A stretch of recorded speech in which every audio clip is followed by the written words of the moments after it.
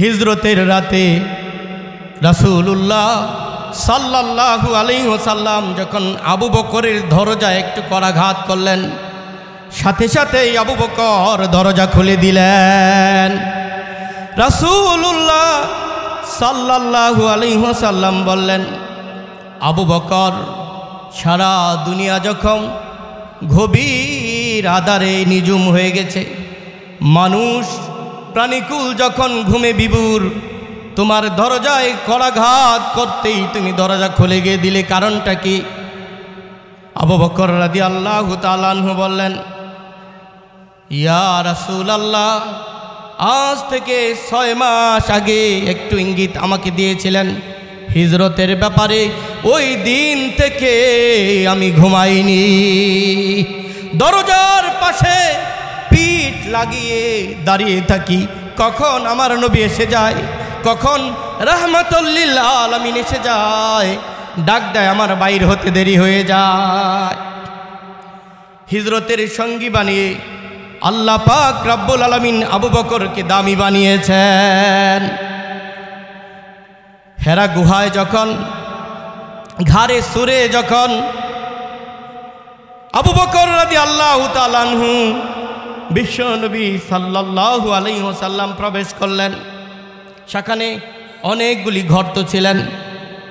আবু বকর রাদিয়াল্লাহু তাআলা আনহু শরীরের জামা কাপড় ছিঁড়ে ছিঁড়ে গর্তগুলিকে বন্ধ করে দিলেন।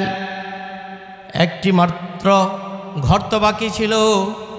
আবু বকর রাদিয়াল্লাহু তাআলা আনহু বলতে লাগলেন, এই গর্ত দিয়ে যদি সাপ বাহির হয়, বিষাক্ত কোনো প্রাণী যদি আমার রাসূলুল্লাহ সাল্লাল্লাহু আলাইহি ওয়াসাল্লামকে আঘাত করে, এই ভেবে তিনি পা দিয়ে গর্তটি বন্ধ করে দিলেন। বললেন, পরওয়ারদিগার, যদি বিষাক্ত সাপ বাহির হয়, যদি কামড় দেয়, আর আবু বকরের পা শেষ হয়ে যাবে, আবু বকর শেষ হয়ে যাবে, কিন্তু মুহাম্মাদুর রাসূলুল্লাহ সাল্লাল্লাহু আলাইহি ওয়াসাল্লামের শরীরে আঘাত লাগতে দিবে না। যা ভাবলেন ঘটনা তাই হলো। আবু বকর রাদিয়াল্লাহু তাআলা আনহু বিশ্বনবীকে কোলে নিয়ে বসলেন। বিশ্বনবী সাল্লাল্লাহু আলাইহি ওয়াসাল্লাম আবু বকর রাদিয়াল্লাহু তাআলা আনহুর কোলে একটু নিদ্রা গেলেন। এদিকে বিষাক্ত সাপ এসে আবু বকর রাদিয়াল্লাহু তাআলা আনহুর পায়ে এমনভাবে কামড় দিচ্ছে, একটি দুইটি কামড় নয়, 14টি কামড় দিয়েছে। আবু বকর রাদিয়াল্লাহু তাআলা আনহুর চেহারা মোবারক কালো হয়ে গেছে, সুন্দর চেহারা কালো ছাই হয়ে গেছে, চোখ থেকে অবিরত পানি ঝরছে। যখন একটি ফুটা মুহাম্মাদুর রাসূলুল্লাহ সাল্লাল্লাহু আলাইহি ওয়াসাল্লামের শরীরে পড়লেন, মুহাম্মাদুর রাসূলুল্লাহ সাল্লাল্লাহু আলাইহি ওয়াসাল্লাম জেগে গেলেন। আবু বকরকে বললেন, আবু বকর, তোমার কি বাড়ির কথা মনে পড়েছে নাকি? তোমার কি স্ত্রী সন্তানের কথা মনে পড়েছে নাকি? কেন তুমি কাঁদছো আবু বকর? কি হয়েছে বলো? তোমার কি স্ত্রী সন্তানের কথা মনে পড়ে গেল? আবু বকর বললেন, ইয়া রাসূলুল্লাহ, না না না, আমার স্ত্রীর কথা মনে পড়ি। আমি যখন গুহায় ঢুকলাম, অসংখ্য গর্ত দেখতে পেলাম, আমার শরীরের কাপড় ছিঁড়ে গর্তগুলিকে বন্ধ করে দিলাম। ভাবতে লাগলাম, একটি গর্ত অবশিষ্ট আছে, এই গর্ত দিয়ে যদি সাপ বিচ্ছু আমার রাসূলুল্লাহকে আঘাত করে, আঘাত করুক আবু বকরের পায়ে, আবু বকরকে খেয়ে ফেলুক, কিন্তু আপনাকে আমি আঘাত করাতে পারবো না, আপনাকে আঘাত করবে এটা আমি সহ্য করতে পারবো না। রাসূলুল্লাহ সাল্লাল্লাহু আলাইহি ওয়াসাল্লাম বললেন, আবু বকর, তোমাকে কামড় দিয়েছে, অথচ আমাকে বলো নাকি কয়টি কামড় দিয়েছে? আবু বকর রাদিয়াল্লাহু তাআলা আনহু বললেন, আমাকে 14টি কামড় রাসূলুল্লাহ, এজন্য আমি এই ব্যথায় কষ্টে আমি কাঁদছি। সম্মানিত সুধী, এই ছিল সাহাবা আজমাইনের ভালোবাসা। রাসূলুল্লাহ সাল্লাল্লাহু আলাইহি ওয়াসাল্লামকে ভালোবাসার কথা বলে শেষ করা যাবে না। ময়দানে উহুদে হযরতে তালহা রাদিয়াল্লাহু তাআলা আনহু 29 জন সাহাবী নিয়ে চলে গেলেন। ওই সময় কাফেরের বাচ্চারা, বেঈমানেরা রাসূলুল্লাহ সাল্লাল্লাহু আলাইহি ওয়াসাল্লামকে এমনভাবে আঘাত শুরু করলেন, ধান্দার মোবারক শহীদ হয়ে গেলেন, মাথার হেলমেট ভেঙে মস্তকে ঢুকে পড়ে গেছে। রাসূলুল্লাহ সাল্লাল্লাহু আলাইহি ওয়াসাল্লাম ঢলে পড়ে গেলেন। প্রিয় নবীজির জবান থেকে ভূমির মতো রক্ত বাইর হচ্ছে। তালহা রাদিয়াল্লাহু তাআলা আনহু 29 জন সাহাবী নিয়ে চলে গেলেন। 29 জন সাহাবী রাসূলুল্লাহ সাল্লাল্লাহু আলাইহি ওয়াসাল্লামকে চতুর্দিক দিয়ে বেষ্টন করে রাখলেন। একে একে 29 জন সাহাবী শাহাদাত বরণ করে জমিতে পড়ে গেলেন। হযরতে তালহা রাদিয়াল্লাহু তাআলা আনহু একাই বীরের মতো তলোয়ার চালাচ্ছেন, ডান হাত দিয়ে লড়ছেন। একজন কাফের পিছন দিক থেকে লক্ষ্য করলেন তালহা রাদিয়াল্লাহু তাআলা আনহু যেভাবে তলোয়ার চালাচ্ছেন, কাফেরদের অস্তিত্ব শেষ করে দিচ্ছেন। একজন কাফের পিছন দিক থেকে তালহা রাদিয়াল্লাহু তাআলা আনহুর ডান হাতে একটি কূপ মারেন। তালহা রাদিয়াল্লাহু তাআলা আনহুর ডান হাতটা ঝুলে আছে, বাম হাতে তলোয়ার নিলেন। তালহা রাদিয়াল্লাহু তাআলা আনহু বললেন, হে পরওয়ারদিগার, তালহার ডান হাত শেষ হয়েছে তো কি হয়েছে, তালহার বাম হাত তো আছে। বাম হাতে তলোয়ার নিয়ে ডান হাত পায়ের নিচে রেখে ঝুলছে ঝুলন্ত হাতটা চামড়া থেকে কেটে দিলেন। আল্লাহকে বললেন, হে পরওয়ারদিগার। রাসূলুল্লাহ সাল্লাল্লাহু আলাইহি ওয়াসাল্লাম জমিনে ঢলে পড়ে গেলেন। তালহা রাদিয়াল্লাহু তাআলা আনহু বাম হাত দিয়ে তলোয়ার চালালেন। একজন কাফের পিছন দিক থেকে বাম হাতের মাঝে একটা কূপ দিলেন, বাম হাতটাও শহীদ হয়ে গেলেন। তালহা রাদিয়াল্লাহু তাআলা আনহু দুটি কাটা হাত দিয়ে জমিনের সাথে গড়াগড়ি খেয়ে বুকের সাথে তলোয়ার মিশিয়ে আল্লাহকে বলছে, হে পরওয়ারদিগার, তালহার ডান হাত শহীদ হয়েছে, বাম হাত শহীদ হয়েছে, তো তালহা এখনো জীবিত আছে। যতক্ষণ পর্যন্ত তালহা রাদিয়াল্লাহু তাআলা আনহু জীবিত থাকবেন, তালহা রাদিয়াল্লাহু তাআলা আনহু জমিনে পড়ে গিয়েছেন। দুটি কাটা হাত দিয়ে তলোয়ার নিয়ে বুকের মাঝে মিশিয়ে গড়াগড়ি করছেন, বলছেন, হে পরওয়ারদিগার, তালহার হাত শহীদ হয়েছে তো কি হয়েছে, আমি যতক্ষণ তালহার জীবন থাকবে ততক্ষণ রাসূলুল্লাহকে আঘাত করতে দিব না। কাফেরের বাচ্চারা দেখতে পেলেন দুটি হাত কেটে দেওয়ার পর থামিয়ে রাখা গেল না। কাফেররা কি করলেন, আঘাত শুরু করলেন, ক্ষতবিক্ষত হয়ে গেলেন। এই দৃশ্য দেখে হযরতে আলী রাদিয়াল্লাহু তাআলা আনহু হুঙ্কার দিলেন। ভাগের গর্জনে যেমন বন থেকে অন্য পশুরা পালিয়ে যায়, আলী রাদিয়াল্লাহু তাআলা আনহুর হুঙ্কারে সকল কাফের বেঈমান মুশরিকেরা চলে গেলেন।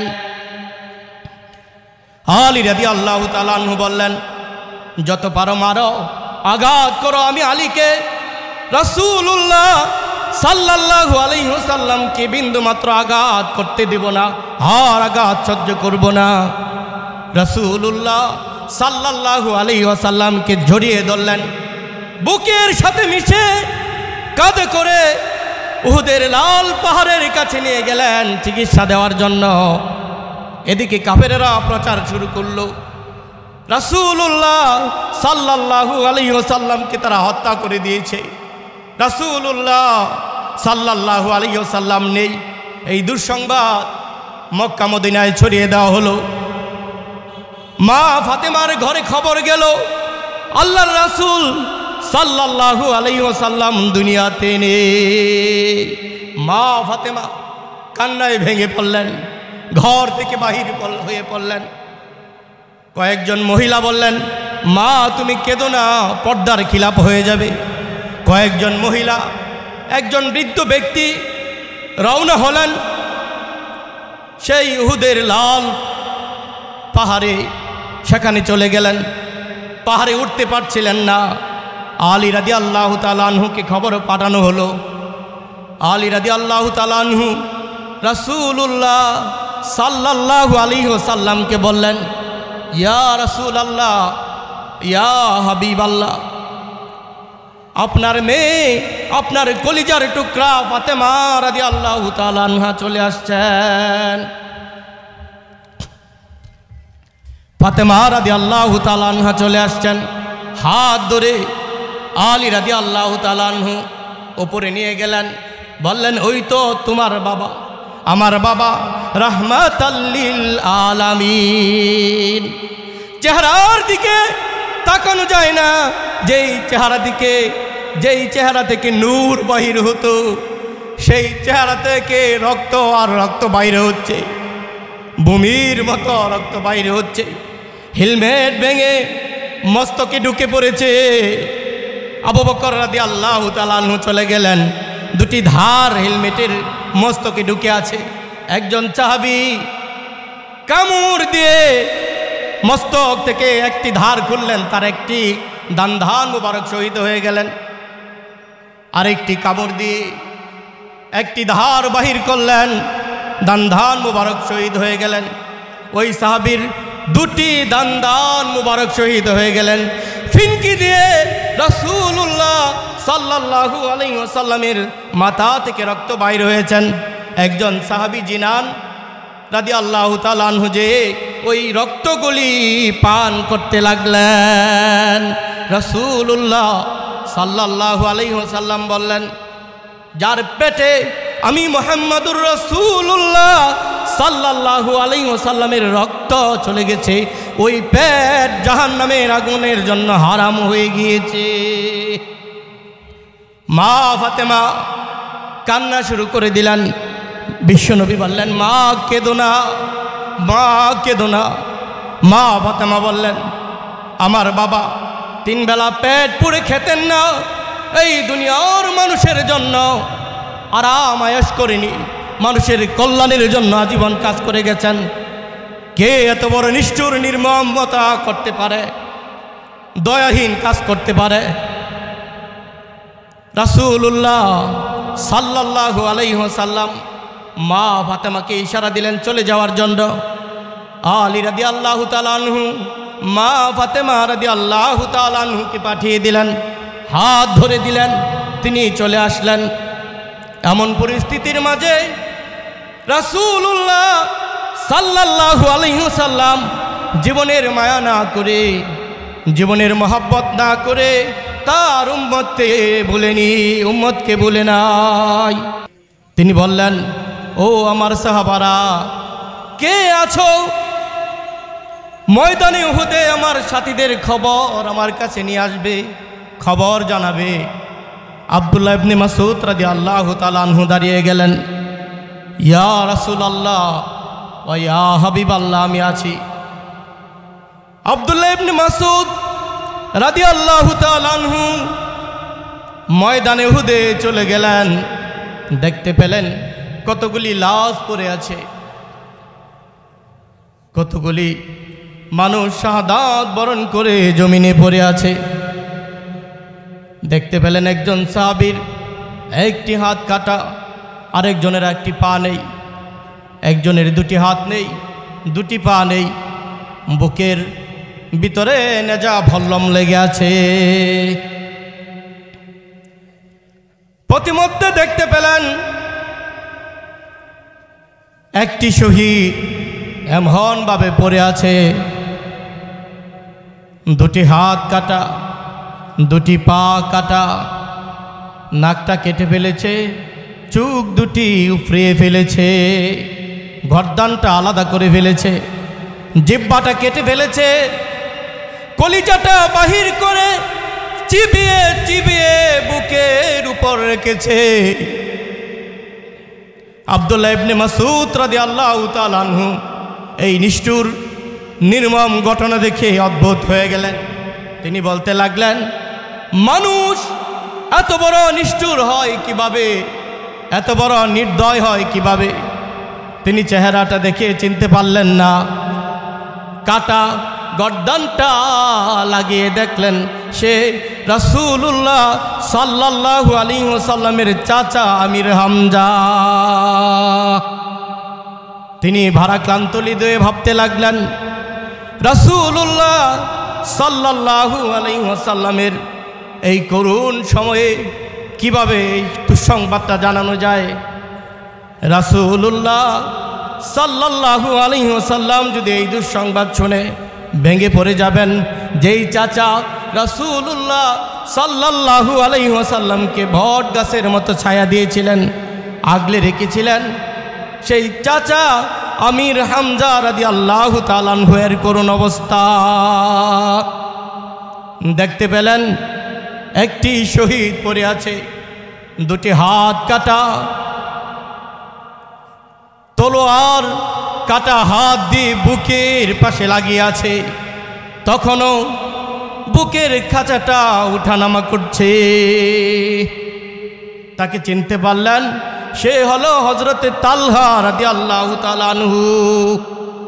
হযরত তালহা রাদিয়াল্লাহু তাআলা আনহুকে আব্দুল্লাহ ইবনে মাসউদ রাদিয়াল্লাহু তাআলা আনহু কোলে তুলে লাল পাহাড়ের কাছে নিয়ে গেলেন, চিকিৎসা দিলেন। তিনি সুস্থ হয়েছিলেন। এক এক করে গণনা করে দেখতে পেলেন তার শরীরে ৯৯টা জখমের দাগ। তালহা রাদিয়াল্লাহু তাআলা আনহু সুস্থ হলেন। তালহা রাদিয়াল্লাহু তাআলা আনহুকে আব্দুল্লাহ ইবনে মাসউদ রাদিয়াল্লাহু তাআলা আনহু জিজ্ঞাসা করলেন, ভাই তালহা, এতগুলি জখম তুমি কিভাবে সহ্য করলে? তালহা রাদিয়াল্লাহু তাআলা আনহু বললেন, ৯৯টি কেন, ৯৯,০০০ জখম যদি আমি তালহার শরীরে থাকতো, আর যদি আমি তালহা জমিনে দাঁড়িয়ে থাকতে পারতাম, আল্লাহর রাসূল সাল্লাল্লাহু আলাইহি ওয়াসাল্লামকে একটি আঘাত লাগতে দিতাম না। সম্মানিত সুধী, এই ছিল নবী প্রেম। সম্মানিত সুধী, আমি একটি হাদিস বলে আমি আমার আলোচনা শেষ করব। যারা রাসূলুল্লাহ সাল্লাল্লাহু আলাইহি ওয়াসাল্লামকে যারা ভালোবেসেছে, তারা রাসূলুল্লাহ সাল্লাল্লাহু আলাইহি ওয়াসাল্লামের জন্য দুনিয়াতে সব কিছু বিসর্জন দিয়েছেন, ত্যাগ স্বীকার করেছেন, কখনো জীবনে আমানতের খেয়ানত করেননি। হুনাইরা গোত্রের ১০ জন যুবক রাসূলুল্লাহ সাল্লাল্লাহু আলাইহি ওয়াসাল্লামের কাছে আসলেন। এসে বললেন, ইয়া রাসূলুল্লাহ, আমরা মুসলমান হতে চাই, আমাদেরকে কালেমা শিক্ষা দিন, আমরা পবিত্র হতে চাই, আমাদেরকে ইসলাম সম্বন্ধে অবগত করুন। রাসূলুল্লাহ সাল্লাল্লাহু আলাইহি ওয়াসাল্লাম বললেন, সত্যি যদি তোমরা ইসলাম সম্বন্ধে জানতে চাও তাহলে পড়ে নাও লা ইলাহা ইল্লাল্লাহু মুহাম্মাদুর রাসূলুল্লাহ। ১০ জন সাহাবী কালেমা পড়লেন, মুসলমান হয়ে গেলেন। রাসূলুল্লাহ সাল্লাল্লাহু আলাইহি ওয়াসাল্লাম আসহাবে সুফফার মাঝে তাদেরকে থাকার ব্যবস্থা করে দিলেন, তাদের জায়গা করে দিলেন, খাবারের ব্যবস্থা করে দিলেন, দ্বীনি তালিম দিতে লাগলেন। হঠাৎ করে ১০ জন ব্যক্তি অসুস্থ হয়ে গেলেন, পেট বড় হয়ে গেলেন, চেহারা ফ্যাকাশে হয়ে গেলেন, প্রস্রাব হলুদ হয়ে গেলেন। প্রস্রাব হলুদ হয়ে যাওয়া, চেহারা ফ্যাকাশে হয়ে যাওয়া, এই রোগের লক্ষণ। এই রোগের নাম কি? জন্ডিস। ১০ জন ব্যক্তির জন্ডিস হলো। জন্ডিস হওয়ার পর রাসূলুল্লাহ সাল্লাল্লাহু আলাইহি ওয়াসাল্লাম বললেন, মদিনার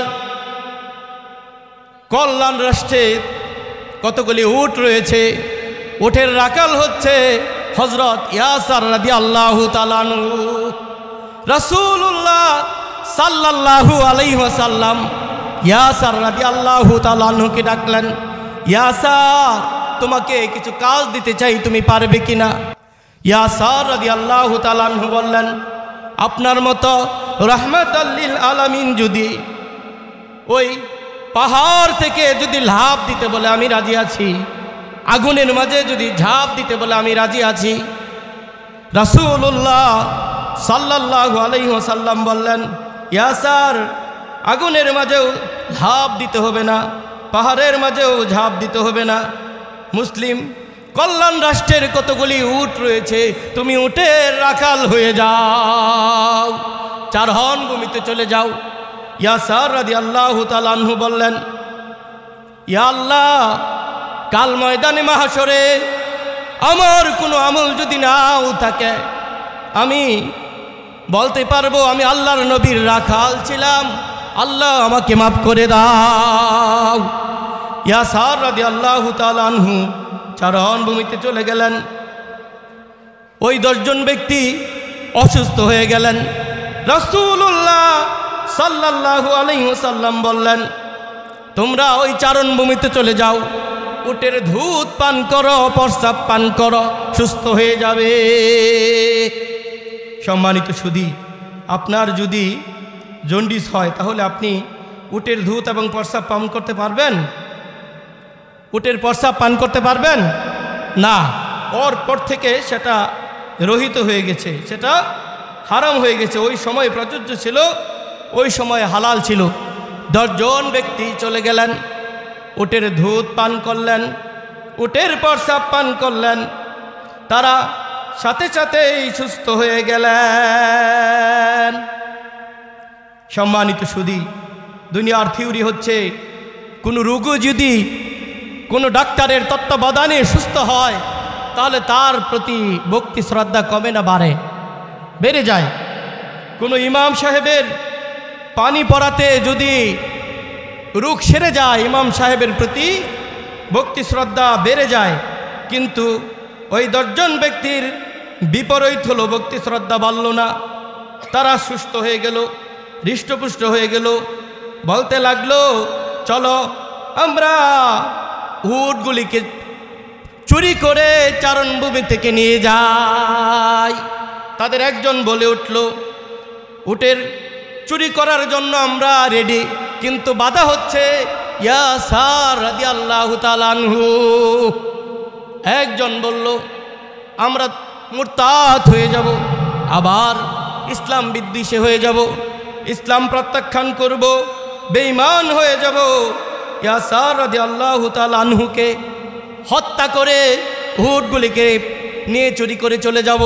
ইয়াসার রাদিয়াল্লাহু তাআলা আনহুকে ধরে ফেললেন, 2টি হাত বাঁধলেন, 2টি পা বাঁধলেন, জমিনের মাঝে শুয়ে দিলেন, লোহার চাবুক দিয়ে বেত্রাঘাত করতে শুরু করলেন।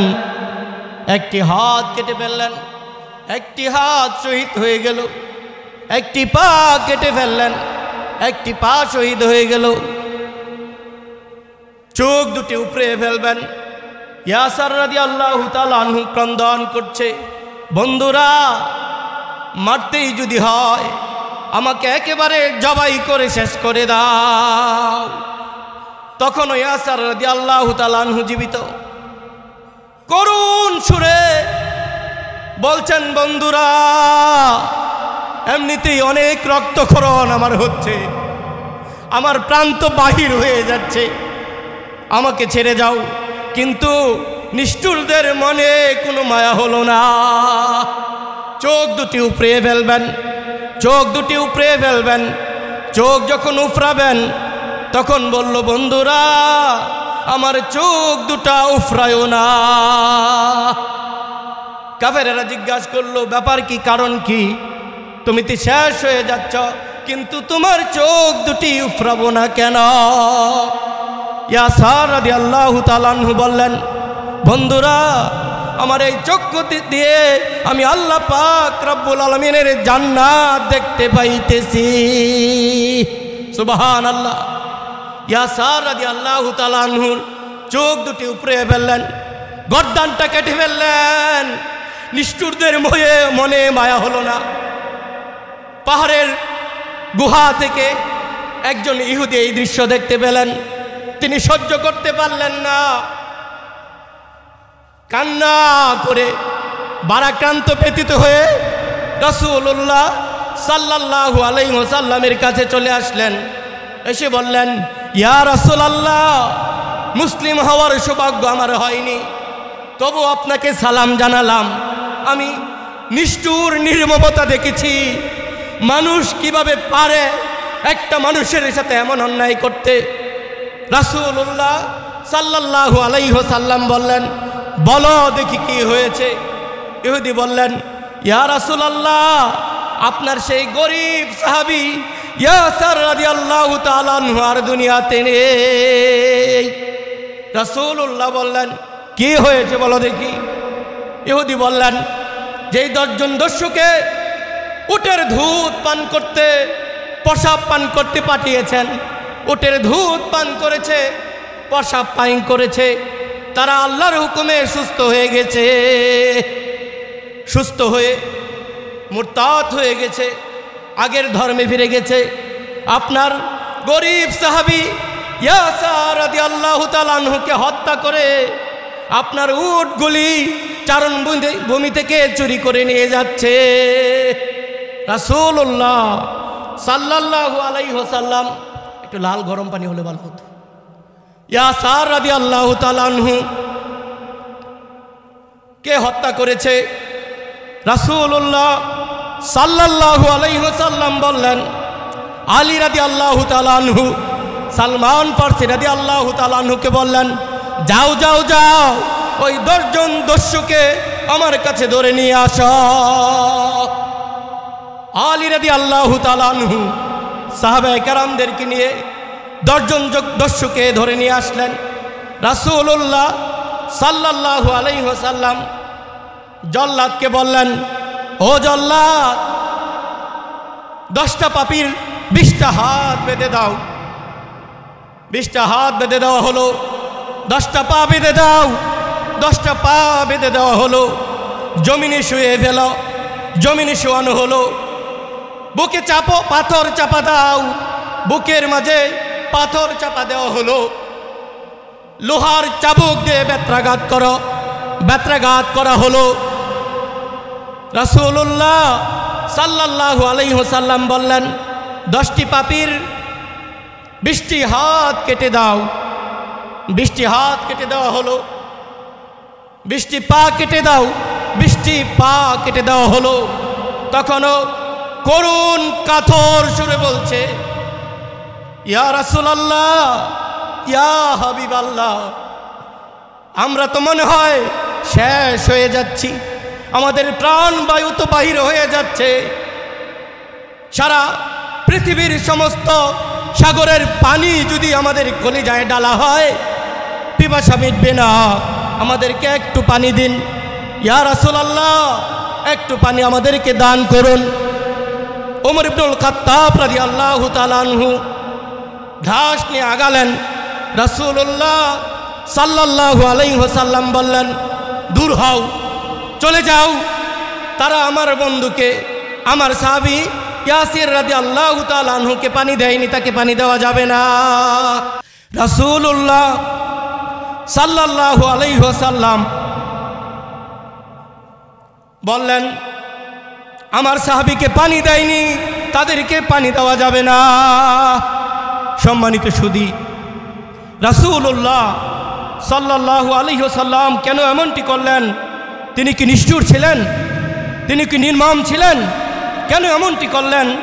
আল্লাহ পাক রব্বুল আলামিন মহাগ্রন্থ কুরআনুল কারীম ইরশাদ করেন, ওয়া কাতাবনা আলাইহিম ফিহা আন্নান নাফসা বিন নাফসি ওয়াল আইনা বিল আইনি ওয়াল আনফা বিল আনফি ওয়াল উযুনা বিল উযুনি ওয়াস সিন্না বিস সিন্নি ওয়াল জুরুহা কিসাস।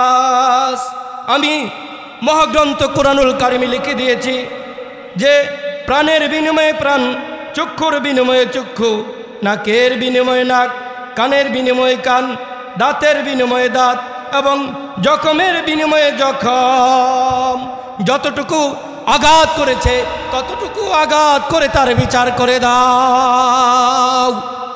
রাসূলুল্লাহ সাল্লাল্লাহু আলাইহি ওয়াসাল্লাম আজ থেকে 1450 বছর আগে মদিনায় মসজিদে নববীর সামনে রাজ দরবারে জনগণের সামনে প্রকাশ্যে একটি বিচার করলেন।